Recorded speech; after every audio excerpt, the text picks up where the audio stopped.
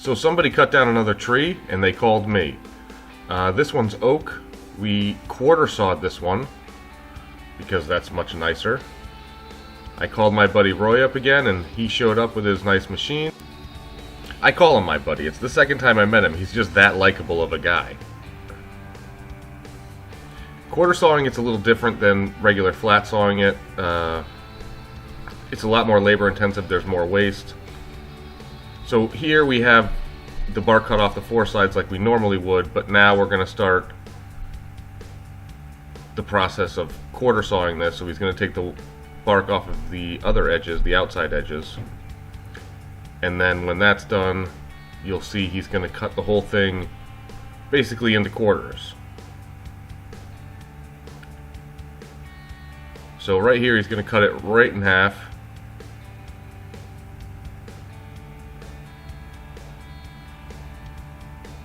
The top half's going to get pushed off to the side, and the half that's left gets flipped on its side and then cut in half again, making it a quarter. So we keep those other pieces over to the side and start cutting the quarter sawn lumber out of the tree. There's a lot of flipping and turning, and thankfully Roy knows exactly what he's doing. There's no lag time, no time to think about which cut is next.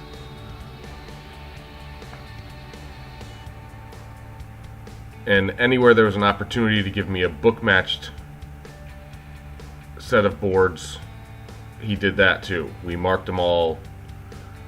I think I ended up with 20 book matched pairs of boards.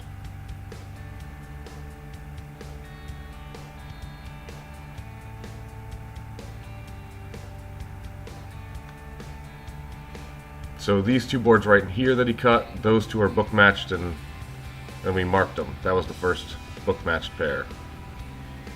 So now we're going to flip up another quarter and start cutting that all up.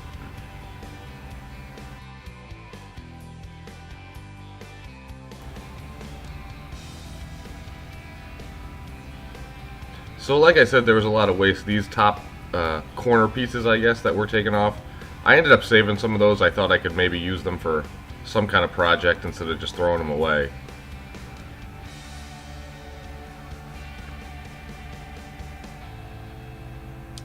This log that we started with was about 2 feet, maybe a little bit bigger in diameter. And if you're going to quarter saw wood, you want to have not much less than that. I mean, 20 inches is probably your minimum. I think all in all I had about 4 or 5 logs, 2 of which were this size that were the 24 inches or more, and then I had a few more that were consecutively smaller. Those we ended up just flat. I did have a couple 2-inch and 3-inch slabs cut out of these logs too. I figured why not? I got a whole bunch of lumber, I might as well get some thicker pieces out of it, and hopefully I can come up with a project to do with those. I'm sure I'll find something to do.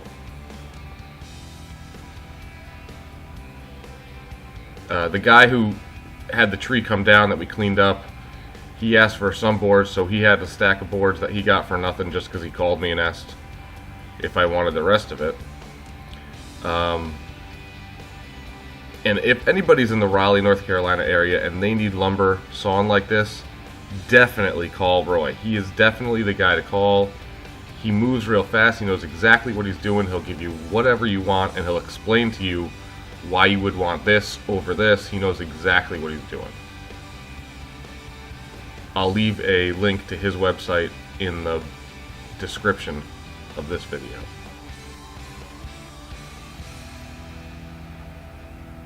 So the morning was pretty good. The afternoon, it started raining on us. We had to take a break about lunch.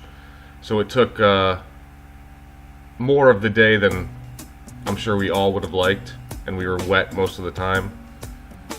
But it's hard to have a bad day when you're sawing lumber on a bandsaw.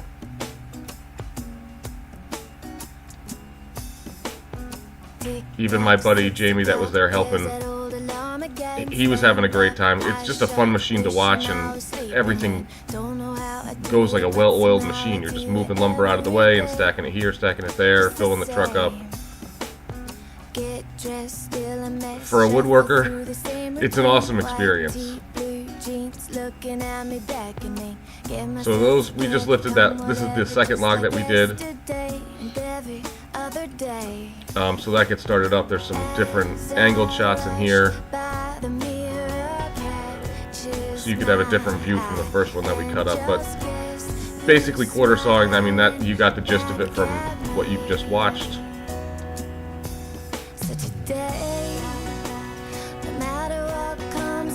And most of the waste cuts, anything that was still usable, Roy just cut up for stickers for me for when I stack them to dry.